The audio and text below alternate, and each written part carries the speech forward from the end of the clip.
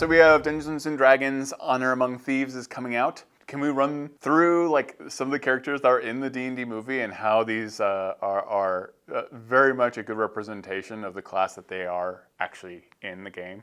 Yeah, of course. So in Dungeons and Dragons Honor Among Thieves, we have a adventuring party, right? Each member of whom is filling a particular role.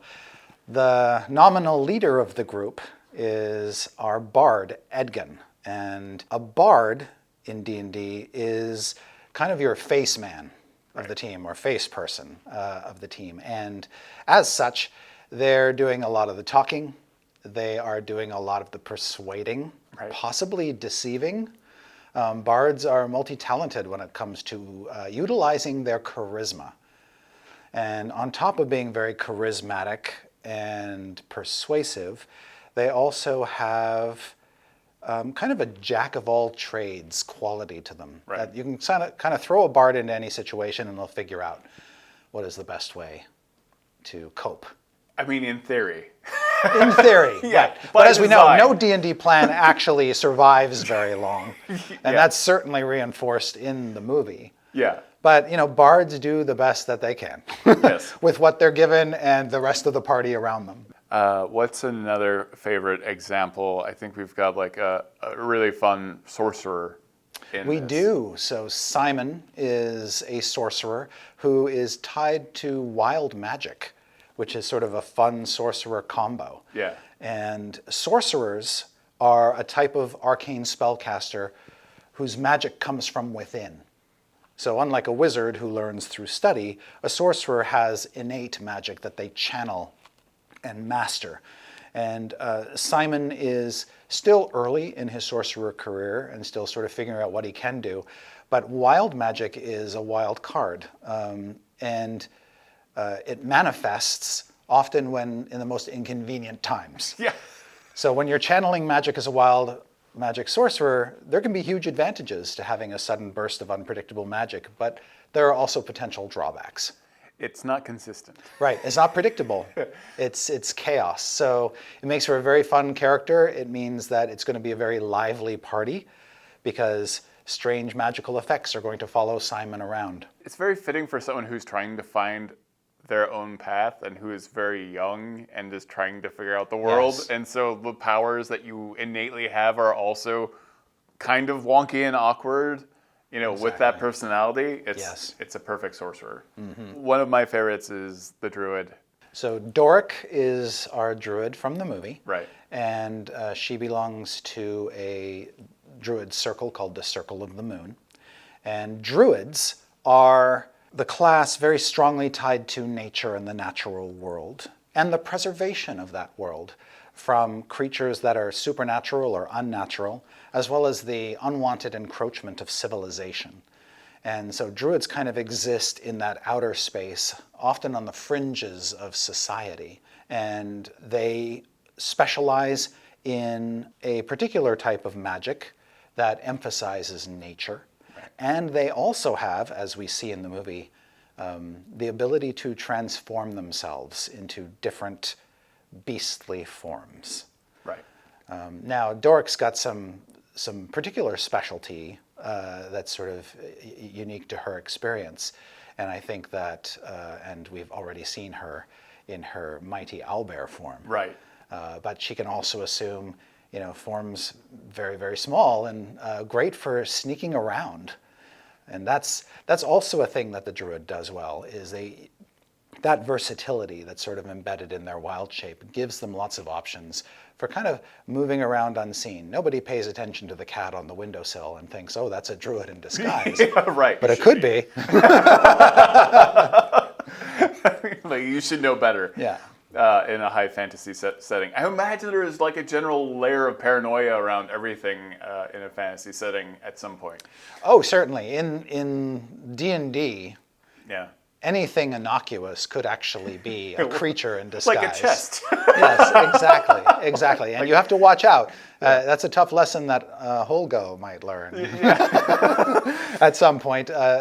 She being a perfect example of a barbarian. The barbarian class in D&D This is one of our warrior classes. Right. They specialize in combat, and barbarians are known for throwing themselves wholeheartedly Yeah. into combat, at great risk to themselves sometimes. But fortunately, they have a lot of pent-up rage that they can unleash Yeah. at opportune moments to sort of overwhelm their enemies. And this character is, well, perfect.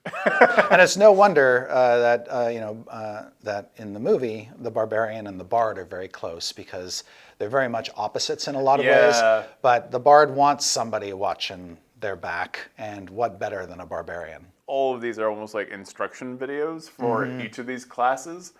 And we've got another one in the sense that like Hugh Grant's character is classified as the rogue. So Yes. tell me about rogues. I think a well-rounded D&D party does need the skills of a rogue from time to time. Rogues in D&D are sneaks. They're very stealthy. They can get around unseen. They're also great at positioning themselves in combat to deal particularly vicious blows to enemies. Right. Because they're very skilled at sussing out an enemy's weaknesses. And so very handy in combat when you really need somebody to pack a punch. But also to get into places and out of places unseen, the rogue is really the best in the biz. Right. But, watch your coin purses. Yeah. Because It's a whole thing. not all rogues are particularly choosy about whom they target. Yeah, historically not. But yeah, he's a delightful rogue. Yes. Another, I think, will end up being a fan favorite. We've got a very paladin Oh, in my this goodness, movie. yes. This is, it's very clear.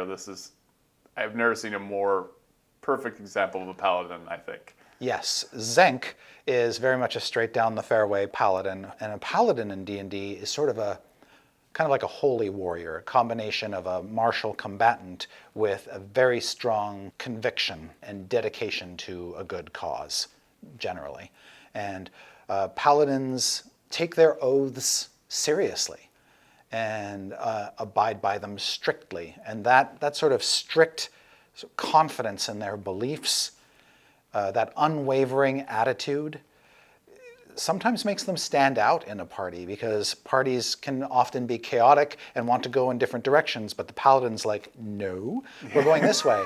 And one of the best things about having a paladin and a bard in the same group is they're both charismatic, Right. but their charisma manifests very differently. And so you almost have two leaders who have very different way of handling things. How do they gel in a party?